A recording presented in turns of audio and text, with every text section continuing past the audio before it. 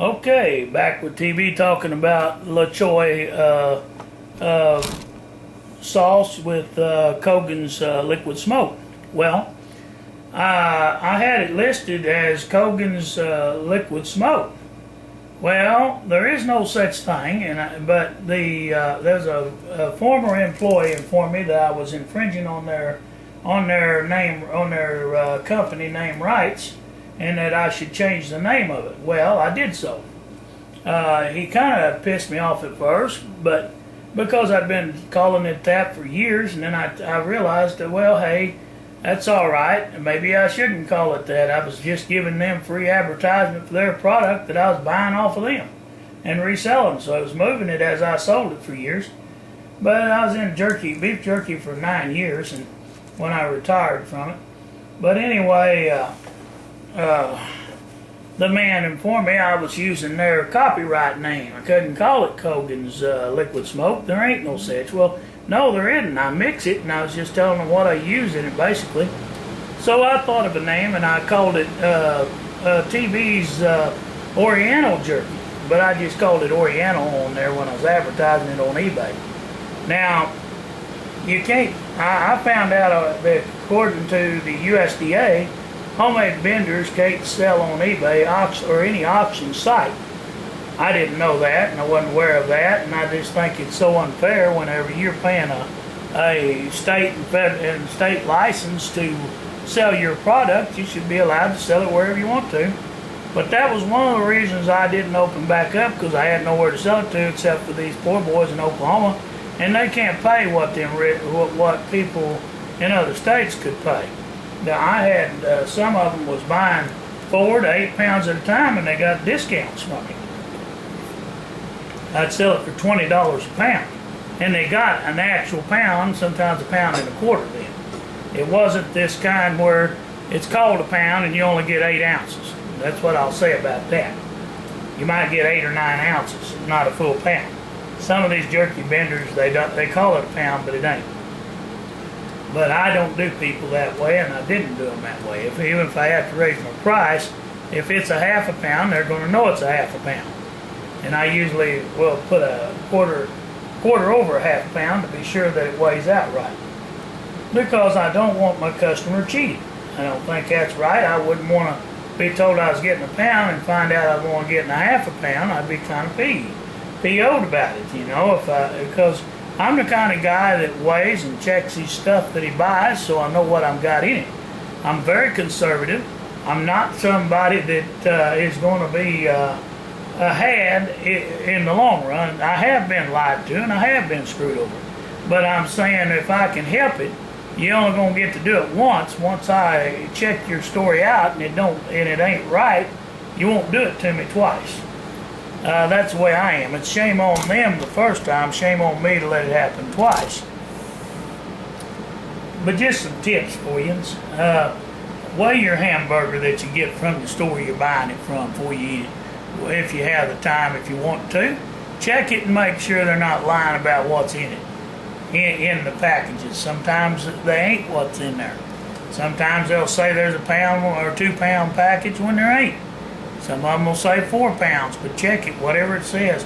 Throw it on an electric scale. I've got a digital scale way up to 5 pounds, and then I've got a 50-pound manual scale that has a spring-loaded scale, and I weigh stuff on there, and if it ain't pretty close, then I know that they've lied about it. Now, if it can be a quarter of a pound or a quarter of an ounce rather off or something like that a little bit, because your scale might vary from theirs. Because they got electronic digital scale, and if you're using homemade scales, they're not going to be real accurate, but you'll know how bad they're messing you over. Screwing you, yeah, I might as well say it. But it's basically what they're doing to people. You go down and buy something even from the dollar store, like your soap. You'll weigh that out, and you'll find you're not even getting what you should be getting in the soap. And you'll pay $3.50 a box for it. For some soaps, for detergent to wash your clothes. It's just pitiful what stuff costs now, and the thing is, it's going to get worse. It's like being rationed in the 30s, only we're in a high-price depression. This country is in bad trouble, I think, and I think we're about ready to fall. And if we do, it's going to be rough for a lot of folks. There's a whole lot of folks out there with a lot of holes in their boat. And what I mean by that is they've got too many debts over them that they won't be able to pay. And their boat's going to sink. And if they owe for their home, they're probably going to lose it if they don't have the money to cover it. Or some other way of getting their money to cover the bill. That's just what I think about it. I think the rich government and your presidents has got us sacked. And we're just about to be ruined. It's no laughing matter.